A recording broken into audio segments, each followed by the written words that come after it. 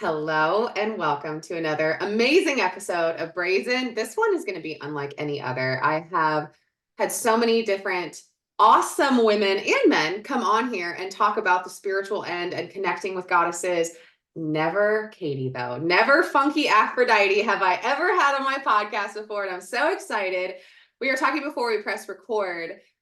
Katie has had her business blow up because of a podcast episode of her own that she was a little hesitant to post. And I think it's such a beautiful story. She's going to tell you all about her well-paid witches coven. She's going to tell you about what she does with her clients to activate overflow. And she's going to talk to you about her relationship with Aphrodite, which I think is fucking bomb. So, Katie, before I give you the mic, babe, I have been referring clients to you for a fucking minute. And I told you this the first time we talked. I was like, hey, not to be weird, but I've been sending people to you. Like, I just want you to know, like, I think you're cool. I think your work's awesome. And, there's a lot of women that I refer my clients to. I don't know all the things. I know a little bit about I know a lot of it about my shit. And I think it's so important to be able to refer people out, women out, and say, here's another amazing woman with a fantastic area of genius. And you have been one of them.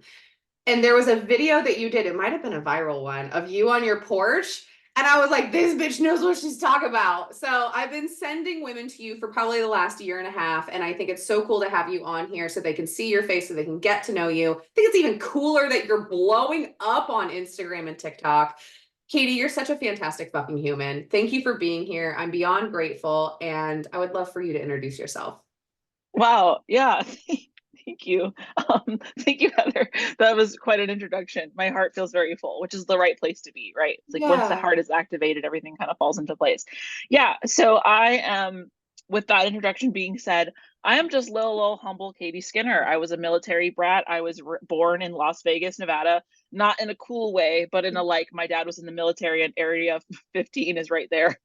um, just kidding about the aliens. But so I was a military brat. I was bounced around a lot. I moved constantly as a child, and that sense of rootlessness, but the ability to thrive anywhere. Well, thrive is kind of an interesting word, but what defined me as a child was the fact that I felt very rootless. I felt like I didn't belong anywhere. I lived in Las Vegas. I lived in Springfield, Virginia. I lived in Washington, D.C. I lived in Venezuela, Colombia, crossing two different languages before the age of 7. And I just very much identified with the feeling of I have no roots, but I have to be comfortable wherever my dad gets shipped out to. I remember when I was a child, my dad said, he had a meeting with us. I think I was about 6 years old. And my dad said, we might be sent to Italy. We might be sent to Kenya. We might be sent to Colombia. I don't know yet. And I was like, whoa, those are 3 countries that I have to go ask my teachers about. Like, I don't know anything Wow. about those 3. And so what really defines me as a person, the part of me that I don't really share on social media and that I don't talk about on TikTok, is that I never felt like I belonged anywhere. Even being asked to be interviewed, like even to be interviewed, to be asked to introduce myself, I have felt this hole in my soul for a very, very long time of like, well, I'm this, but I'm also that, and this, but also that. And then I would meet other very powerful, amazing, dynamic women such as yourself being like, well, she can be that and that and that. And it makes sense, but not to me. I don't make sense. I'm confusing. I'm a mother, but I'm also a teacher, but I'm also a coach, but I'm also like just like the girl you'll see at the farmer's market. Like just I'm all these things. And it wasn't until probably about 2 weeks ago, actually we'll get into this, but in a very deep channeled meditation with Aphrodite herself, she said, Katie, what does whole, WHOLE, to be clear, whole feel like in your body? To say, I am whole. And if they don't get it, they don't get it, but you are whole. And that switched a lot for me. And I think after that, a lot of things started to move around. And now when I introduce myself, I acknowledge that some of these pieces in my brain might feel like, but can you be that, but also that? Or can you talk about this, but also that? And the answer is yes, I can. And I will. Yeah. And I have. And I do. um, so what I currently do is the essential meat of it is I want women to find higher paying jobs, and I want them to feel more comfortable talking about money and asking for money. That is like the meat of it. It's the root chakra, it's the sacral chakra, and it's the throat chakra. It's all the chakras, but those are the big 3 ones that I see the most imbalances walking around the world. Yeah. And I have coached starving artists to kind of tap into their creativity. My podcast is called How to Be Your Own Muse, because I've talked to artists about how to find their muse and how to be more creatively ignited. And then the more that I went on in the world and the more jobs I had and the more people I coached and the more life that I lived, the more I realized that the problem that leapt out the most to me and that felt most personal to me was that women like working. They need to know that. Like I just like women like working, right? It's just that even feels kind of like controversial to say because a lot of us are burnt out. But if I could connect every woman to the truth that like you like to work. Do you remember what it feels like to work? That's actually a ritual that I guide people through is like, what does it feel like to enjoy working? Where do you feel that in your body? Is it in your hands? Is it in your feet? Is it in your hips? Is it in your throat? Is it in your smile lines? Like sometimes when I think about enjoying work, I think about laughing. Like I just think about like I'm at work and I'm laughing. I'm loving it. I'm cracking jokes. I feel comfortable. I feel safe. Um, and can you ask for more? Or like, do you Mm. enjoy working and can you ask for more? Is it safe to ask for more? Can you connect that feeling of enjoying working? So what I do a lot is like talking about career coaching. A lot of it is like the nitty gritty job interview coaching. It's salary negotiation coaching. Those are two results that I have embodied. Like having been a professional bouncer arounder, like always going from here to here. I never could hold a job because I would get bored and I would quit. I would leave and I would say, well, this was fun. I feel like I kind of mastered this. I say with humility, all the humility in the world, I've mastered this. Me at 18 years old have mastered my job as a stylist at Chanel. That was my first job ever. It was called a stylist, but basically what I did was I just rang people up for their orders. Like I would do the sales, ring them Yeah. up for their orders. I think they hired me because I was like young and silly and very skinny at the time. Um, and so my first job ever was at a Chanel. And after a while, I was like, okay, like I made my first big sale. What's next? Like I'm kind of bored. And I realized over the years that I had this gift of being able to ask for what I wanted in job interviews specifically. In relationships, hot mess. With my family, no. In job interviews, I became a different person. I was confident. I knew the answers to all the questions. And I asked myself recently, why is that? Why is it that in job interviews? And it's because I don't know this person at all. I Mm. don't have the baggage. There's no childhood baggage. There's no conflict of interest. And this person so desperately wants me to be the solution to their problem. They want to give me the job because the job interviews must be like insanity inducing. And a lot of people walk into the job interview with the energy of, I have to prove myself. Who am Mm. I to ask for this? Or please, please, please, please, please, I need this. And that there must be some magical answer that they want you to give. That's why people have a hard time answering the question like, so tell me about yourself, or what Mm. would you do, or why do you want this job? People cave in because it feels like a trick question. Like they're actually looking for a specific type of question. If you do like research on the internet on how to answer job interview questions, it's often like very, very scripted answers on like things that you should say or like what corporate America wants you to say. And what's the right thing to say to get you the job? And that's why some people are struggling with imposter syndrome, is because they're saying things that they feel like they should say, and then they get into a job that doesn't feel embodied to them. So when I would go into job interviews, I would just basically tap into my higher self and I would just be a person, but Yeah. also speak to things that I knew I could grow into. Like I'm not going to go interview for a job that I'm like 0% qualified for and bullshit my way through it. I would always apply for jobs that felt like an edge to me, like a growth edge, because I was Yeah. so bored of my old job that I was like, I want to learn new things. And that has been one of my greatest gifts. And so I did the very uncomfortable thing somewhat recently in December. I pivoted everything and just said, we are going to talk about money, damn it. Like we're going to do it. We're going to talk about jobs. We're going to talk about job search. We're going to get into the nitty gritty. And we're also going to keep the esoteric, because I feel like my content beforehand was very esoteric and very body based. And I thought, why do we have this knowledge of our body? Why are we confident? So that we can do what? What's the point of being confident? What's the point of feeling your feelings? What's the point of releasing trauma? It's so that we can thrive. How do we thrive? We need to ask for more. We need to be asking these employers for more money. How do we get out of victim mindset? We need to ask for more. Yeah. um yeah, so that's what I do. I do what it takes, basically, with my background and my knowledge and my experience to get all of us more money. I want us to all be well Fuck paid. yeah. Fuck yeah. Fuck yeah. Okay. So first of all, Love so much that you are doing this. As a woman who used to do interviews, I used to work for Sephora. So I love that we have like a background in like the fancier corporate America. Like Yeah. I remember sitting there doing interviews for Sephora, and I would bring the women in and we'd have these conversations, and I never have gone by the book literally in my whole fucking life, and working at Sephora was no different. Like they were like, "Oh, this is the cookie cutter what we want you to look like." I'm like, "Absolutely not. I'm going to hire every woman that goes against what you like. I don't want every single woman to be 23 years old, 130 pounds, white, Caucasian, blue eyes, like no, fuck that." I was like, Mhm. "Where's the bitches with the tattoos and the nose rings? Where are my women at? Where are my African American ladies at? Where are my Asian ladies at? Like, bring them in." And when someone would be in an interview with me and they would give me the cookie cutter answers, I'd look right at them and be like, "Babe, what do you really fucking think?" Like, Yeah, yeah. talk to me like a human, honey. Like, cause this is just a job, but it can be more. Like where I worked personally within my little realm of reality in Sephora, it was an opportunity for women to get to know themselves better. It was an opportunity for you to connect with other women that were there. It's like, this is a job. You come here, you make money, have your boundaries, but also use it.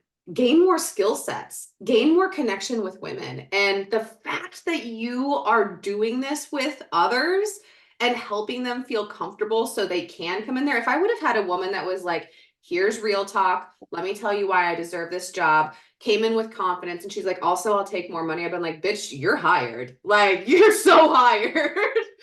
So thank you for doing that work. That's so cool. Yeah. Yeah. Thank you. I love that you said that because jobs can be so much more. Yeah. And getting intimidated by the long list of tasks or things or whatever.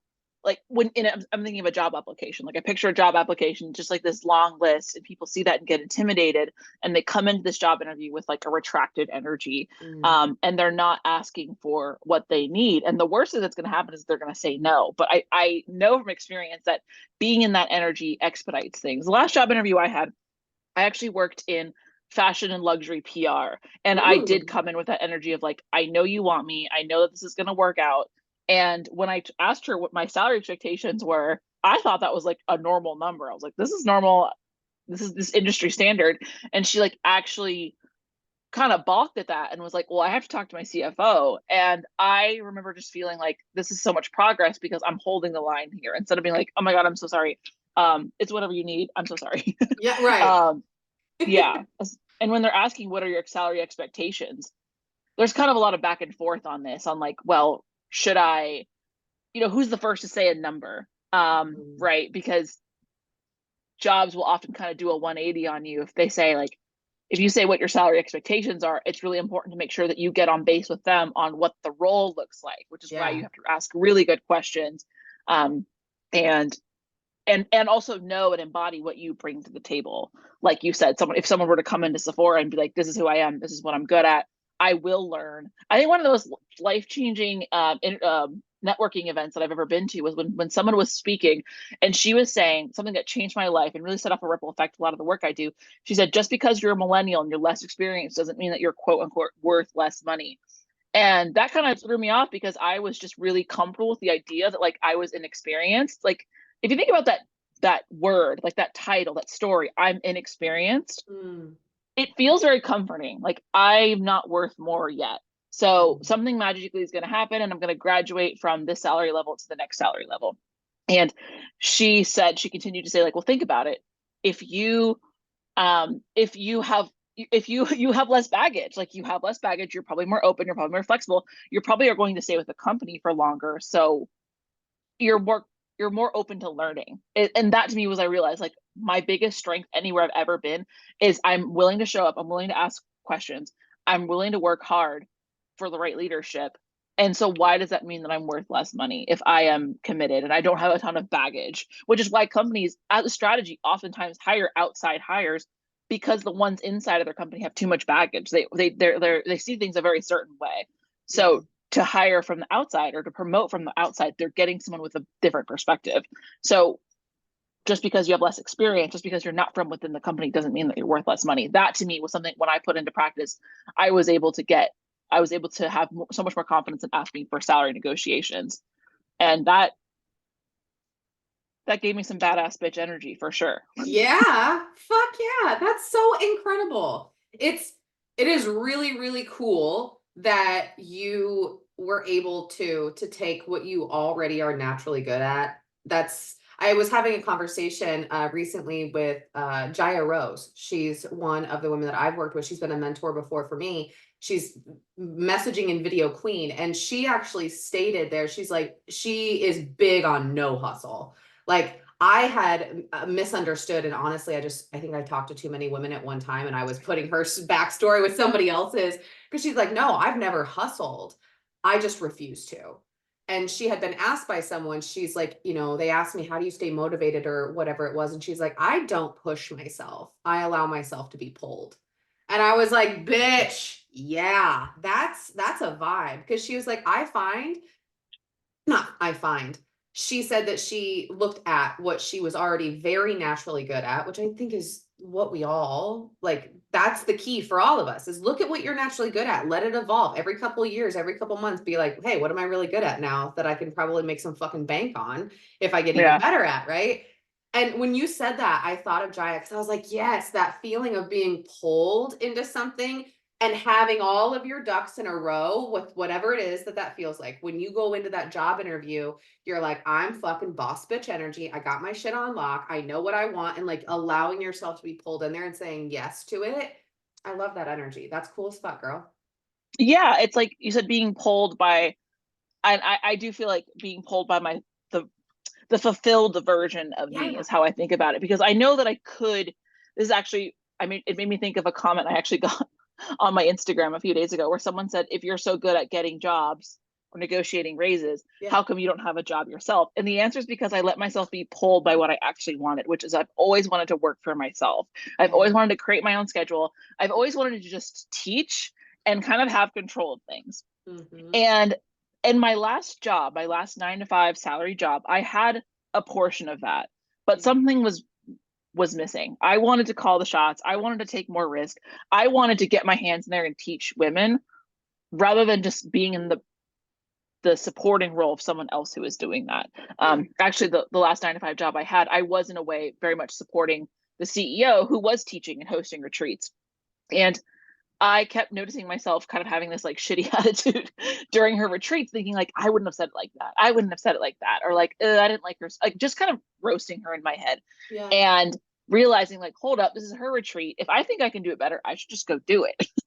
And then Yeah. that was my higher self and like catapulting me into the discomfort, which is I am practicing what I preach. I am in a role that is my dream job and it is uncomfortable and I'm growing into it. And there also is like no imposter syndrome here that I'm really festering in because I was pulled by it. I didn't hustle my way into it. Yeah. That would be hard.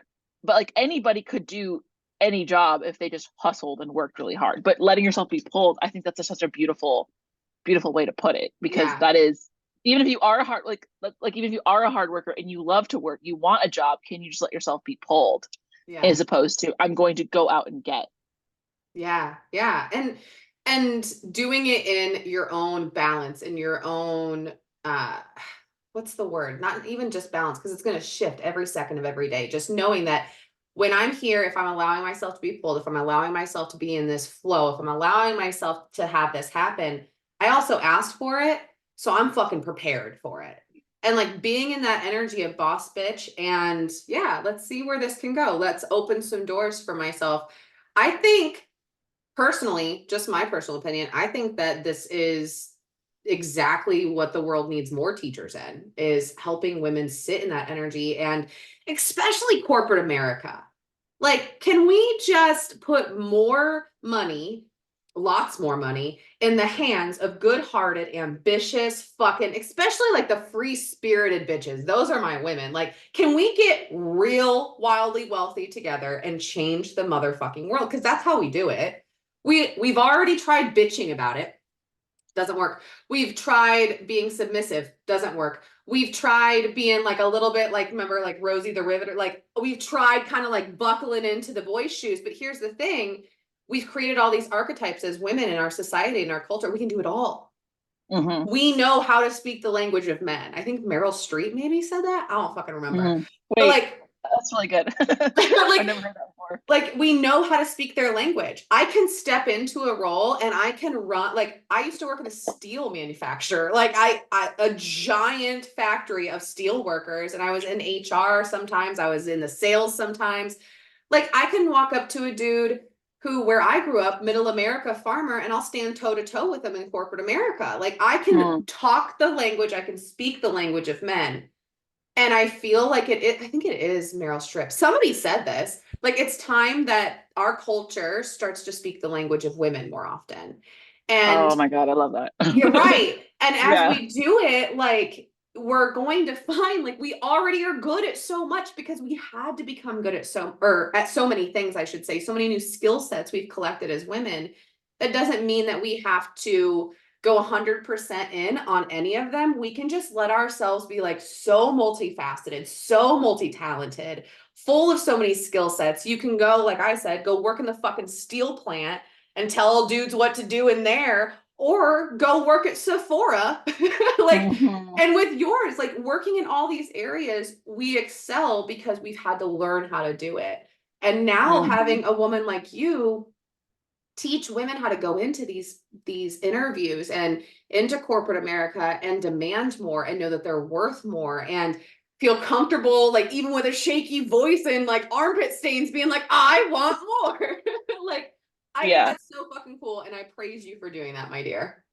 Thank you. That was a really great way of saying that. And with the like the you said that you resonated with the story of like being in the steel mill, being at Sephora, being in HR, being all over the place. If that's whoever sweet angel is listening right now and you feel like my resume is all over the place, that's actually something that I hear a lot in like my DMs is like my resume is all over the place. Or I also do Reiki infused resume revisions. That's something that I love doing. Is like I do your Ooh, resume, I edit it, I do like technical business strategy changes. Like I know what they want to see.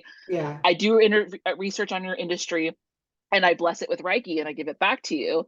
But one thing that a lot of people say is like my resume is all over the place. And even so, I think that makes you a badass. I think that like I actually got a job I actually got a job at Goldman Sachs with like the suits in DC. I was 24 years old. I was definitely the youngest person working there, the youngest, girliest person working there. And I got that job because I got lucky by the woman who interviewed me because she looked at my resume and she said, "This is a woman who gets shit done. Like this is a woman who has a broad variety of experience." And Side I note, I was don't think that's luck then, girl. I think that was all you, but continue.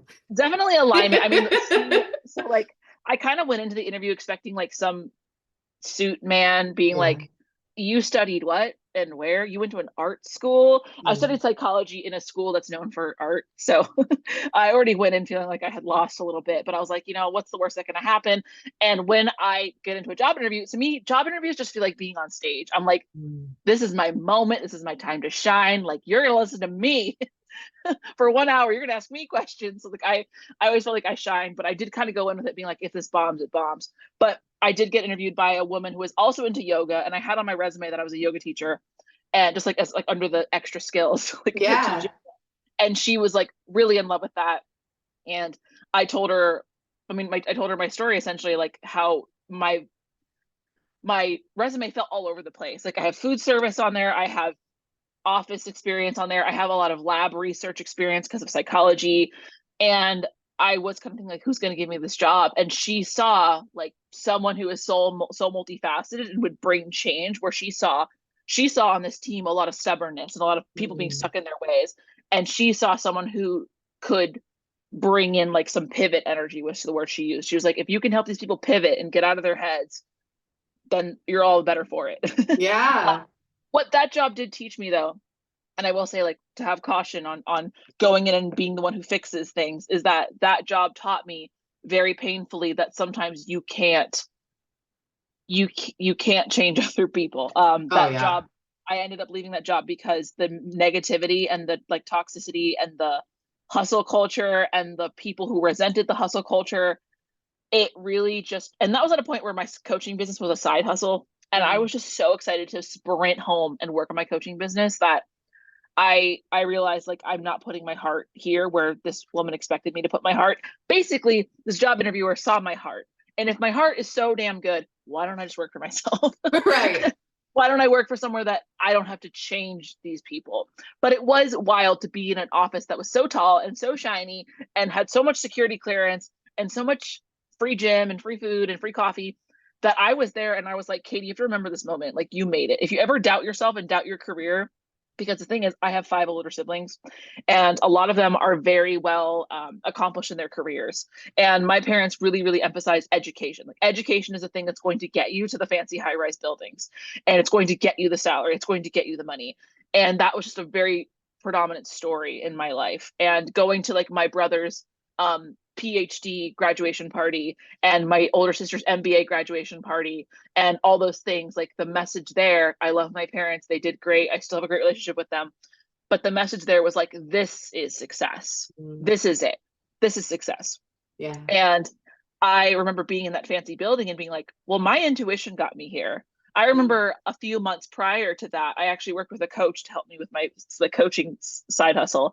And she said, Katie, you have smart feet. You have smart feet. So go out and walk with your smart feet, meaning like follow your feet, follow your body, just go see where your feet take you.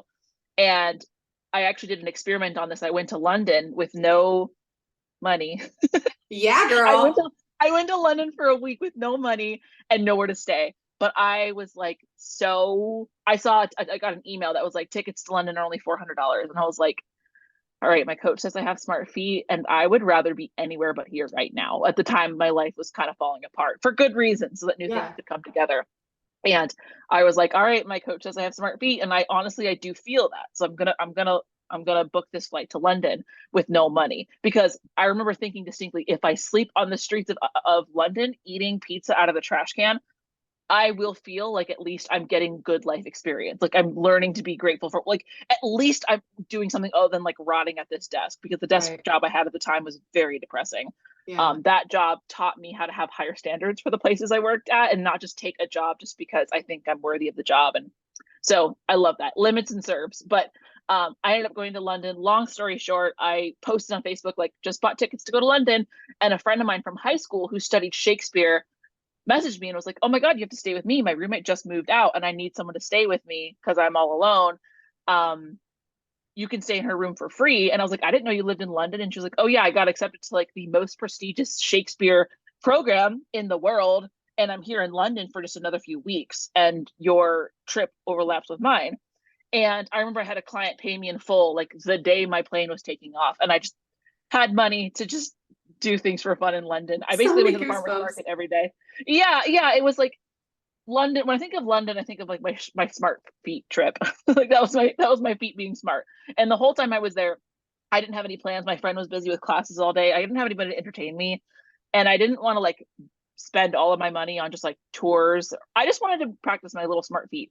So I would just get up every day and be like, all right, what's the haps? And London is very Yeah. walkable. So that all being said, here I am back in DC in this high-rise building, and I'm like, my smart feet brought me here, and that deserves some praise. And so that's like actually literally why I have a tattoo of champagne bottle on my wrist, because you deserve a glass of champagne, Katie. You fucking did it. Like, what is your win? Like, yeah, Yeah. your parents aren't going to throw you a huge party because you didn't graduate your PhD, but you can pour yourself a glass of champagne.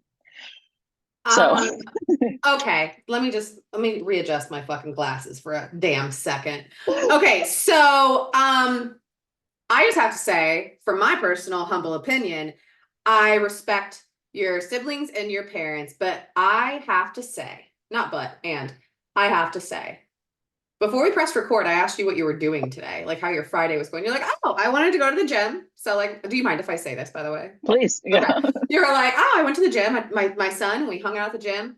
That's motherfucking freedom. That's Yeah. success, girl. Oh Like, yeah, yeah. that is like what gets better to me personally. I'm not even freedom seeking. It sounds like you aren't either. I'm freedom no matter what. Like integrity, there's Mm, certain things for me that are non-negotiable, like freedom, integrity, transparency, like that shit's non-negotiable. So I don't seek it, I sit in it. And like you feel the same of like, I'll have my freedom and I'll eat my cake too, bitch. Like I don't mess with me. And the fact that you have this freedom. We're so similar. I love that you also, I did road trips after I had a big stuff happen in life and I made big choices. I started road tripping around the United States by myself and like sleeping in my Jeep and shit. It was the best. The Listen, best. the best. Listening to you talk about London, though, my whole body filled up with goosebumps and my heart was just so warm for you because what a cool experience. So I have to ask Yeah. you, number one, do you feel like the most successful version of yourself ever these days? The answer, to be completely butthole transparent, is no.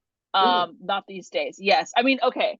So I think that I just recently gotten the answer is yes, I am the most successful version of myself I've ever been. But I say that because I have been wobbling a little bit lately, to be Mm. completely honest. I have been feeling like the more steps I take, the more the road ahead of me the more of the road I see. One question Yeah. is answered and then I have two more.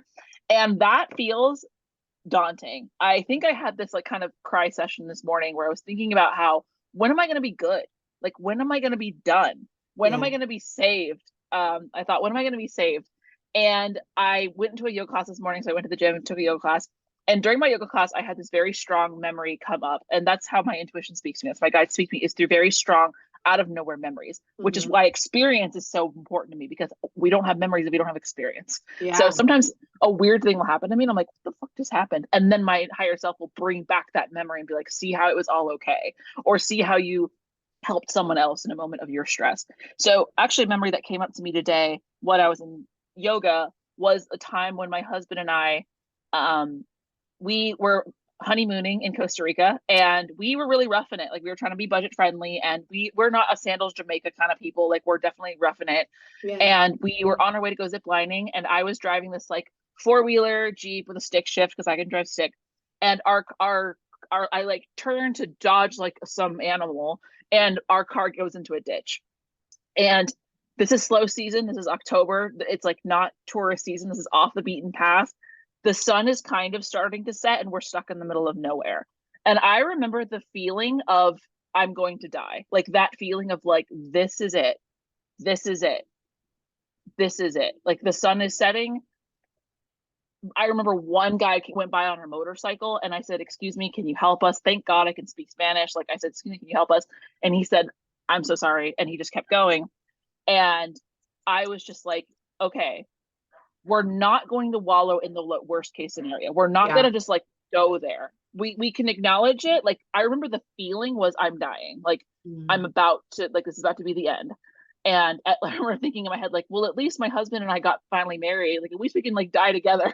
Like, at least there's all these beautiful photos of our wedding, and at least our family got to see us one last time, and all these like negotiables. And my head was just like getting what it needed to say out. Yeah. And then I started walking farther away to kind of see if I could get the road or find some help. And I pull up my phone and I call 911. And I remember getting on the phone with somebody and I tell her what happens. And she's like, okay, give me a minute. Please don't hang up. And my phone loses service. And I'm like, okay, we're not going to go worst case scenario. We're not going to accept death. We're just not going to do that. And then this big white SUV, which is very strange in that area because it's like kind of rough. So like, who's driving around in a white SUV on like the rough back roads of Costa Rica? They come toddling down and then they see us and they stop. It's this couple from the United States honeymooning. We didn't see any other tourists the whole time we were there because this is October. This is like slow season. Yeah. This couple from the United States were also honeymooning, and they say like, "Hey, do you need a ride?" And we're like, "Oh yeah, can we just get in your car?" I don't remember how that conversation went, but we basically got in their car, and it was like, either they kill us or we die out here. Um, and they had some woman in the back seat, and she was like, "Oh, I'm their friend. I live here." They were like on their honeymoon visiting her, something like Yeah. that. And we were just basically, I remember like basically losing any hope of getting the car out of the ditch. At this point, I was like, I just want my body to be somewhere where there's civilization. I Yeah. don't care about the car. The car will pay it off for the rest. Like, we'll pay back the rental company for the rest of our lives. I just want my Yeah. life back. Yeah. And she says, "Oh, why don't we just get Joe?" And they're like, "Oh yeah, Joe. Like, let's go find Joe." And I'm like, "Who the fuck is Joe?" But I'm like, whatever. At this point, I really am not thinking about the details. I'm just so grateful to be in a car with other people and not feeling that feeling of death. Yeah. And so they go to some guy's house, and he's like really just in a remote area. I remember next door to this mysterious Joe's house, there was like an old woman cleaning coffee beans and like feeding a goat, and just really far backside farm country and very, very foreign, like not at home. We're not in Kansas anymore. Yeah. And and then this woman, I don't even remember her name. I feel like I should thank her every day, but she goes over, knocks on Joe's door, and Joe is some man, I don't know, and they're talking, and then Joe is like, "Okay, yeah, let me just grab my shovel." And then Joe gets on his four-wheeler, he grabs some rope, he grabs a shovel, and he just and then the honeymooner people, they go on, and we get in the back of Joe's four-wheeler, and he goes down to our car, and as we pull back down to the truck ditch site, there is a man standing there with a shovel, and he said, "Oh, the rental car company called me. Like 911 got in contact with our rental car company. The rental car company contacted me. They had your coordinates, and I came." And so Joe and this guy are like getting a shovel and just like getting a rope, tying it to our truck or our Jeep, and then Joe is like hitting his four-wheeler, and then they pull it out. And when we went ziplining and we had ceviche and we had a great time. And the reason that my higher self connected me back to that memory was, Katie, do you remember what it felt like to feel like you were dying and to still not accept death? To Yeah. still not just like wallow and be like, well, we did it. Let's starve to death. Like, Yeah. um, and that memory came through for me this morning. So I was feeling lately a little bit like, this is it. I feel like I'm dying. Like I feel like I'm never gonna make it in life. Like I'm just going to be feeding this machine that is my career, that is my spirituality. Like why can't I just be an NPC? Like why can't I just turn it all off? And I think about moments like this where I'm like, I wouldn't be here if it Yeah. wasn't for my guidance, if it wasn't for the machine, the very hungry machine that is my ambition. Like I will never not be ambitious. And that's also exactly why I've been in situations where I've had the perfect job with the view of the James River. We live right by the River James, and I was at the view, the free food. I had all the friends, like everything was great. And I was like, it's just not mine though. Like it's not Yeah. mine. It feels like being in your parents' house senior year of high school, and you're like, yeah, I love my parents, but it's just not like I want my own dorm room with some stranger who like I want that weird experience. And that's Yeah. I am currently living that weird experience, and I'm very grateful. I dig that. Well, I feel like just the word and, like, like you are in the season of, you're in your own pivot. It sounds like your own fucking pivot season, and you are successful, and you're going after more. And like it just feels like your season of and, bitch. Like That's a good point. I'm a big That's a good fan. point. That's a good point, because I was thinking about the scale of like fulfillment and money, or Yeah. like being a family girl and a career girl, and I'm like, I just can't accept one or the other. Like Yeah. I feel like society, especially someone with a toddler, like society does subliminally, subconsciously tell women all the time, like if you have children, it's done. Yeah. No more success for you. You're going to struggle for the rest of your life. If you're like, you can be a crunchy stay-at-home mom only, Yeah. or you can kind of just be a career woman and a terrible mom. It's what we're programmed to believe. I'm not saying that those are the only two options. Those are Right. what we are programmed. Those are the options that are laid before us in TV, in movies, in books, and what just kind of gets around on social media. And I every day I'm like waking up every day and saying no, and Right. yes, like and I will be flexible about timing sometimes, or I'll work a little harder if I need to. Like I'll be in more alignment. I'll put more elbow grease into the things I'm passionate about. But the answer is and. So I love that you Yeah. said that. Yeah. Well, and along with money, I want to just touch on what you just said, because I've been feeling this way. I hit a rock, a boulder, um, we'll say the end of summer of last year, where I could not have had a middle finger big enough and tall enough for the patriarchy. Like I was like, fuck yeah. Like I was so angry. Like something had happened. Well, I shouldn't say something had happened. I was proactively digging a lot of shit up, is what I was doing around that. And so, of course, universe, God, source was like, here's a motherfucking experience for you to go along with what Mm. you've been, digging up, see how you feel about it. That happened. And I was so angry and for good fucking reason, and very angry at, what society and what culture and all this stuff. And then I got smacked in the face even harder because this was a few months later. Because at that time, my last June, my fiance and I, we got engaged in Ireland. We went for a full month in June. Last year, we went and I officiated a wedding in Georgia. Then we went to Ireland and Scotland. And we road tripped around for like 2.5 weeks or 2 weeks there. Right before we left, he quit his job and he was like, I'm going to go full force into coaching men. Like he has like his in-person groups here. He's like, I'm going to go Cool. online. I'm going to do it. And like all this stuff was happening. So I was like the provider. I was also like helping like with his business. Like a lot of stuff was happening. And I was also learning how to shift our roles in the household in different ways, right? So a lot was happening.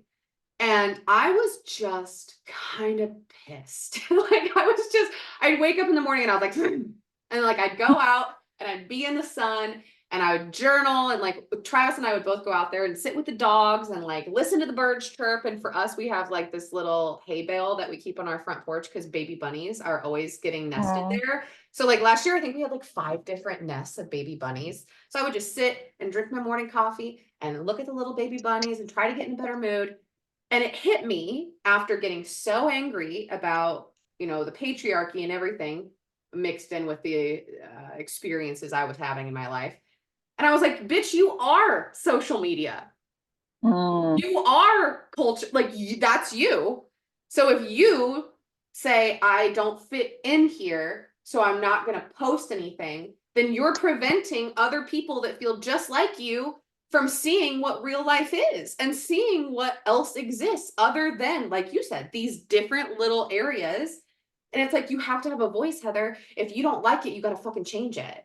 Like, Yeah. and dude, it was hard because I am, sounds like you as well, very multifaceted, very like I'll go to a country concert with you and I will wear my old gnarly boots and we will fucking sing every song. I will also go to a corn concert with you. I will also go to Costa Rica and go to Peru and we'll go on a meditative retreat. Like I will do all of it. We'll go take plant medicine and we might take shots. Like Yeah. all of it. And it was difficult at that time because I was like, nobody wants all of me. And then I had Mm. to deal with all of the shit that comes from that, right? Yeah. I Nobody know wants that one. all of me. Like that nobody's gonna want all of this. Nobody's gonna understand all of this. They're gonna be like, who the fuck is this bitch? Like, what's going on? Hmm. And it took a lot in that moment for me to break the molds that I had seen to say, you know what? If you want to be this type of woman, be this type of woman. Because if it doesn't exist out there for you to see, I have to stand in that role confidently. Even if I, again, have shaky knees and my armpits are sweaty, I'm going to stand in that and be like, you can be weird as fuck and people will still like you. So I love that you are in that as well, because the more of us that do that, the more we break the molds and the more that we do shift society, because we can either be angry about it, like I was, like most of us Hmm. did, Yeah. but you Same. you have to graduate at one point from that, or and not even necessarily graduate because you're gonna still be pissed sometimes, but you're Yeah. gonna move into a new space where you're like, you know what? If I don't like the way capitalism and money and all of this shit's working, then I need to win the motherfucking game. And Yeah. That was, yeah. we're women. Of course we can win the fucking game. And if we don't Yeah. like social media and we don't like the way that women are kind of pigeonholed into all these little boxes, then we have to take those boxes, burn them, and then create what we want to create. So more women that go find your Instagram. I'm sure the listeners right now are like, where do I find Katie? How do I find her? Which I'm going to have you talk about in a second. But Sure. the more women that find women like you, like me, like the people I have on this podcast, they realize, oh, fuck, I get to so hard be myself. Like I get to Yeah. so hard be my weird, totally like, to all these ends of the spectrum self. And that's what makes me not necessarily just cool, but it's what makes me so magnetizing. And my Hmm. real tribe will find me. So thank you for fucking doing that. And also, Yeah. will you tell people how to find you real quick too? Yeah, of course. So TikTok, Funky Aphrodite. Yeah. Instagram is Katie period, aka period Funky Aphrodite. Okay. And I have a Facebook group called the Wealthy Working Witches, which are 3 words that I resisted putting at the forefront of my Facebook group, but I was like, that's exactly why they need to be done, is because wealthy is makes my gut kind of feel funny to think about. Working, I'm like, ooh, that's a loaded word. And witches, like, don't even get me started there. Like, but then I was like, those are my people. Like, Mhm. even if I don't care what your bank account says, I don't care what your job is, I don't care what your altar looks like, or if you even have one. Like, those are my people who see those words and feel something. Those are my people. Yep. And so I realized like I had to go first. And of course, I have all the fears and wobbles and worries of like being polarizing, but I realized like being polarizing is how you get out of the friend zone. The like, oh, she's Yeah. nice. I scroll past her content. She's nice. Yeah. Yeah. Yeah, dude. It's the same thing of being, I mean, online's a weird, it's a Yeah. weird thing. It's a cool thing. We are in the coolest time in history, my personal Hmm. opinion. There's Hmm. never been a better time. There's just Yeah. never been a better time to be alive. It's so cool. The age of information is fantastic as long as you don't overconsume, which is I mean, I'm guilty of it. I'm at least once a week, I find myself doom scrolling and I'm like, what are you doing? Why are you Yeah. So doing this? easy. Like, yeah, and you get overstimulated, which happens. But as long as you have the boundaries and you understand your limits and you let those be created, this age of information can take you places no other time in history has been able to. Yeah. The anecdote for me for overconsumption has always been to create, overcreate. Yeah. And Ooh. one thing that inevitably always comes up in my content and with my Facebook group and with my clients is people say that they overspend and like, oh, I am an Mm, overspender, I overspend. And I just never want to tell someone to dial it back. I want to tell them to get more in line with their values or mm. think about their future, their higher self. I never want to say dial it back, but I also want to say, well, why don't you just overmake? Yeah, man. Dude, there Yeah, that's was, go ahead. no, that was it. Just please. I was just gonna say that reminded me when you said about I don't remember exactly how you worded it with the success feeling in your belly, like the word wealthy. That's what it was. The word wealthy in your Yeah. belly, dude. There was a time where because I had never been creative as I wanted to be when in my earlier years. So when I started to dig into a lot of this work and I started to be more of that creative fun Heather that I was really aiming to be in my business, I let it pour out of me more and more. And all this stuff started happening. And when it comes to the wealth aspect, because I'm a big believer that all of that energy is very similar. The creativity, the money, the love, like Mm-hmm. all of it's very similar. Like if you want more joy in your life, you're gonna have to fucking create it. If you want more money in your life, go find more joy. Go create more. Go love more. Yeah. Like there's a lot of ways. There's the strategies, there's the masculine and the there's all of it. It's big, but also just go find more joy. But I wanted to say this because when I was feeling, and I'm sure I'll have another time in my life where I fucking do too, but when I was feeling so big in my tummy, like, oh, wild wealth, like what the fuck? Because I'm blue collar, like Yeah. America built, I'm corn fed. Okay. Like Yeah. that's Yeah. where I came from. Yeah. And I was like wildly wealthy. What are the fucking farm towns gonna think when Heather Powell is wildly wealthy for having a Yeah. big voice and all the times people wanted me to just hush up and I was like, nope. And I Yeah. felt it and I didn't feel safe. And I asked myself one question. I'm gonna give you this in case it helps. Maybe it will. It feels very intuitive. I asked myself if I was scared of the journey or if I was scared of the end result. Mm. Yeah, sit with it. I don't know. It changed my motherfucking life.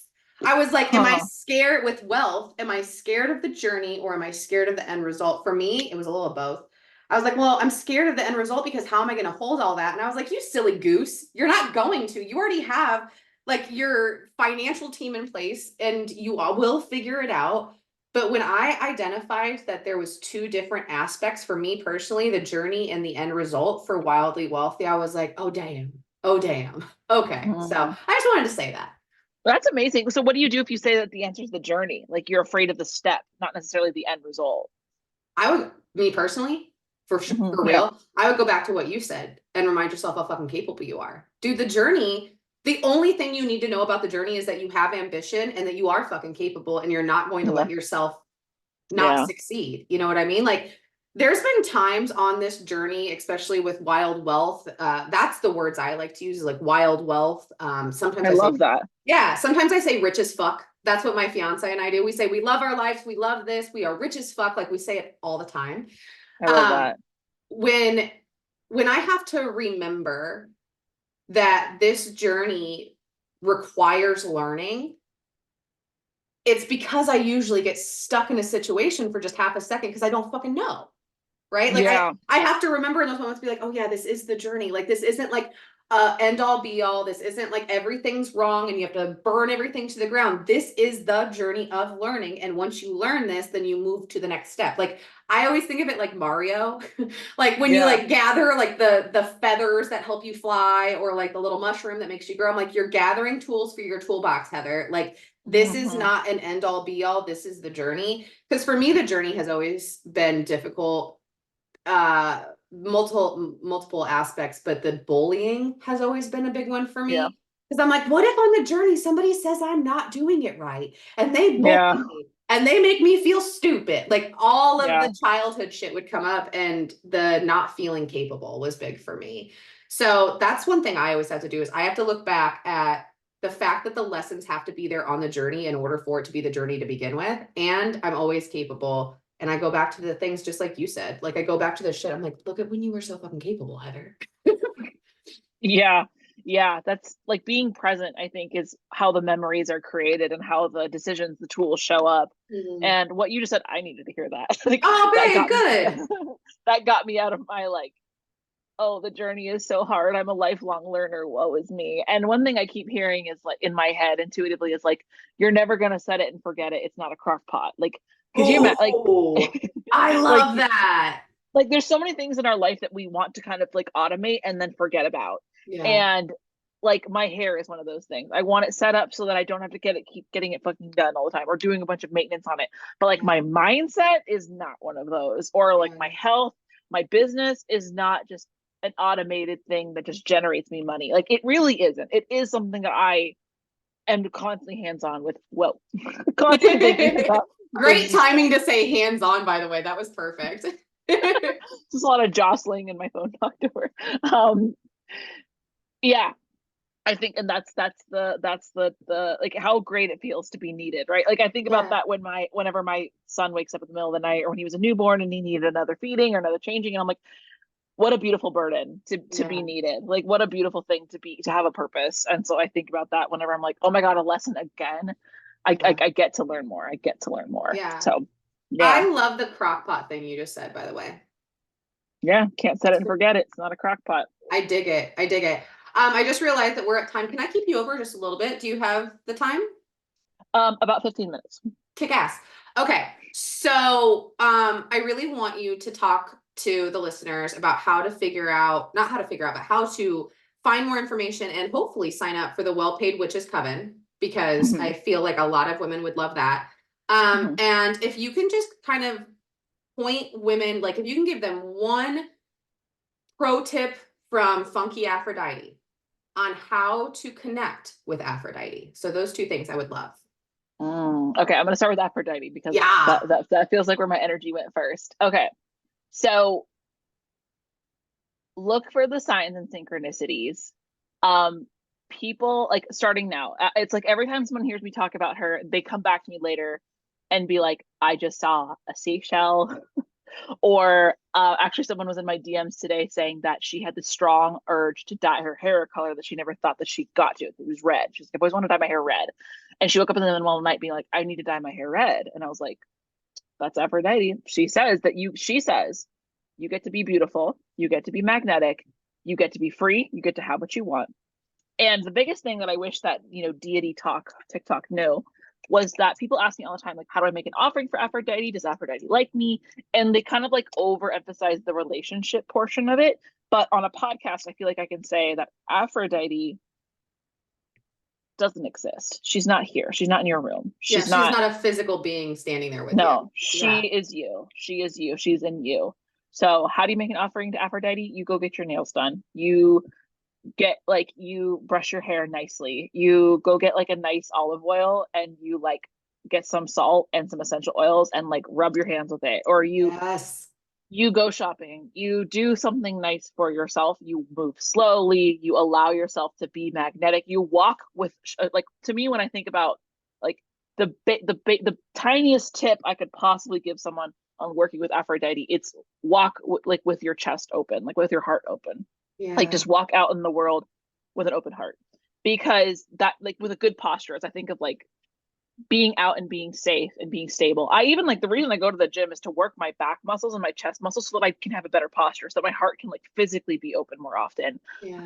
I have find that when I connect with my heart first thing in the morning, like the day goes by so differently. I will get on a TikTok live, I'll find new people, I'll say the right thing at the right time. Like, I mean, right before this podcast interview, like you gassed me the fuck up, or at the beginning you introduced me, you just like gassed me up so much that I felt my heart activate, and I was like, okay, now I'm ready to speak. Like, my heart's all charged Mhm. up, boom, let's go.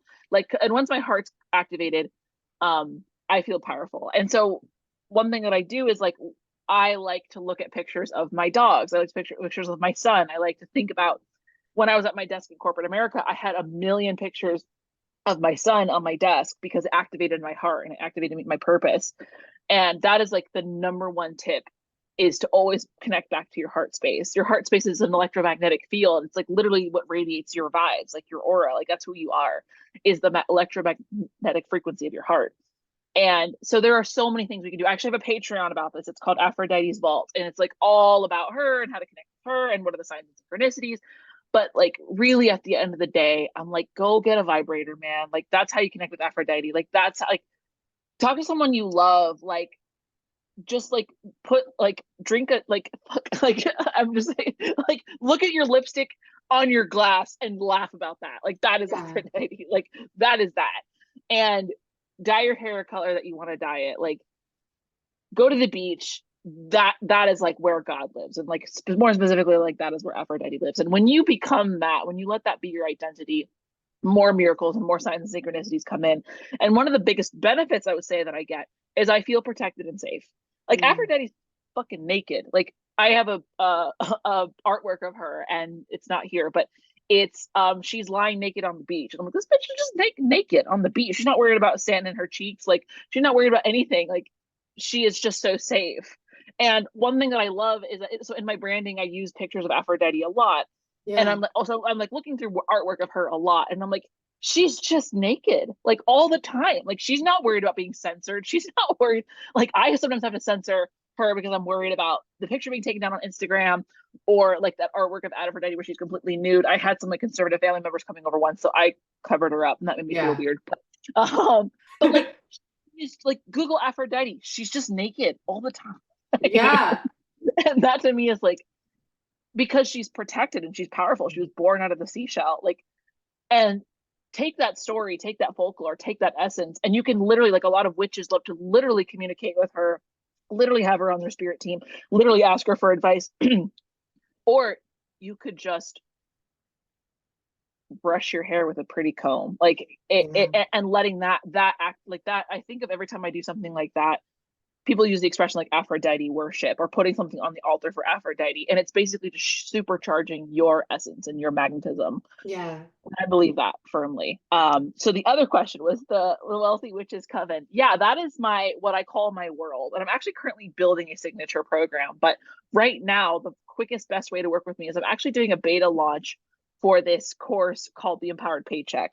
Ooh. It's 6 weeks. Yeah, 6 weeks to using your intuition and applying your intuition to your job search. Like these are for Mm. the girlies who want a new job yesterday, and they don't want to do it the old way. They want to do it this new way. They Yeah. want to bring their intuition on board. They want to bring their guides on board.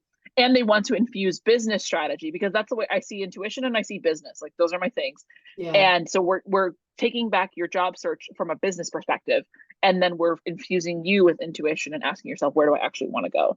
Yeah. Um, so those are like my two big things right now. Ah, I fucking dig that so much because the I love that you said the old way and the new way. The old way is dead. Like I don't know whoever's listening and watching this, the old way is dead. And like let's celebrate that. The death of what once worked, it no longer worked. It crumbled. It died. We let it die. We wanted it to die. We wanted something Yeah. fresh. So we are in the new. And like, I love that you just said that so much, especially with corporate America, business, everything. There is a new way that is already being born. It's already here.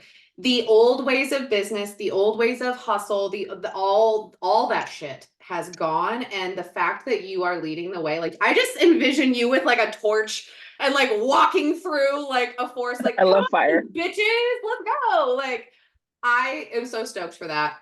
I also really love, I wanted to say the way that you spoke about Aphrodite because I work a lot with Mary Magdalene. I work a lot also with the goddess Isis. And when I work with clients, I'm like, what does that look like for you? I'm like, you need to activate it inside of you. You are Yeah. not becoming Mary Magdalene. You are not becoming Isis. You are not in the room with them. Like you said, like activate that shit within yourself. Hmm. Like it's in you. She's in you. Every woman is you. Like Hmm. activate it inside of you. Do the offering, like whatever calls to you in your belief system for fucking sure. But I feel the same way about it as I do with like the oracle cards and the crystals and everything else in my life. I'm like, those are fantastic amplifiers, but the real motherfucking power's in me. Like, Yeah, that is where my podcast, How to Be Your Own Muse, it yeah. used to be called Be Your Own Muse, and it was because influencer culture was growing, and I found myself wanting to be like certain people, and I would ask myself like, how what do I need to buy in order to be more like this person? Like that's the machine, right? And then I received in this like meditation this Be Your Own Muse message, Mm, and then I switched it to How to Be Your Own Muse because I wanted to teach. I didn't want to just tell, like I didn't want to talk about like the I wanted it to be tangible and tactile. Like, this is how we're doing it. The energy went yeah, from like philosophy, discussion, theory to like, this is how we do it. Like, let's go. Like, fucking. this is how. Yeah.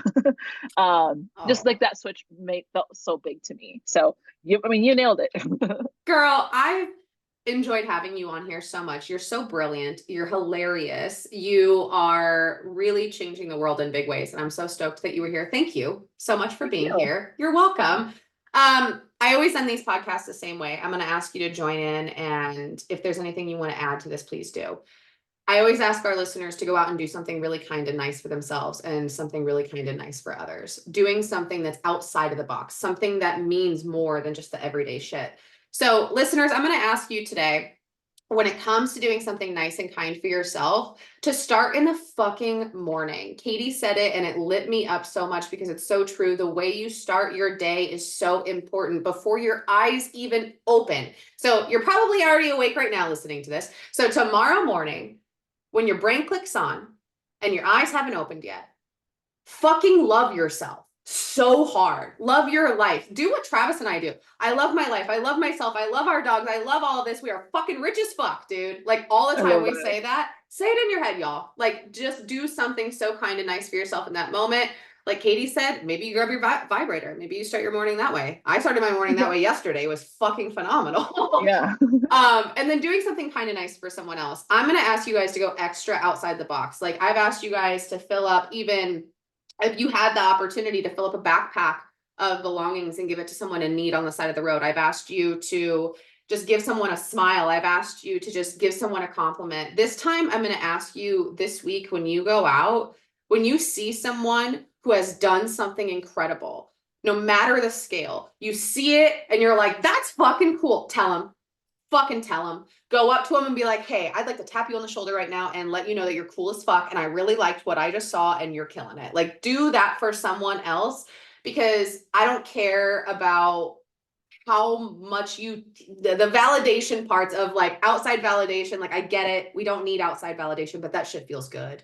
That shit That feels shit feels good. so good when Yeah. it's aligned and when it's heartfelt and Yeah. heart centered and like it's genuine. So go up to someone and just be like, knock, knock, motherfucker, you're cool as hell. I just wanted to tell you that today. So, Katie, is there anything you want to add to that before I let you go today? That was beautiful advice to do that. And a little nice thing, I thought of another little nice thing that you could do for yourself is to stand up and shake that ass. Like it boosts your mood so much. It just feels so good. It It's does. free. I love Yes, I it. agree. Go shake your ass and probably smack it too, because it's probably been a while since you smacked your own ass. I love that. Katie, it's been so great. Thank you Thank you, for Heather. being here. I'm definitely going to ask you to come back on. I want to hear about your tattoos. I've already been sneaking peeks at them, and I want to have I a little story I have time some about good stories. tattoos. I have some good Yeah, stories. same girl. I was like, oh, we're about to have a tattoo off right now, and I'm digging it. So excited to have you back. I hope you have a wonderful Friday is when we're recording this. Have a great weekend, and You I too, will Heather. talk to you soon, and I will talk to all of you guys soon. Have a good one.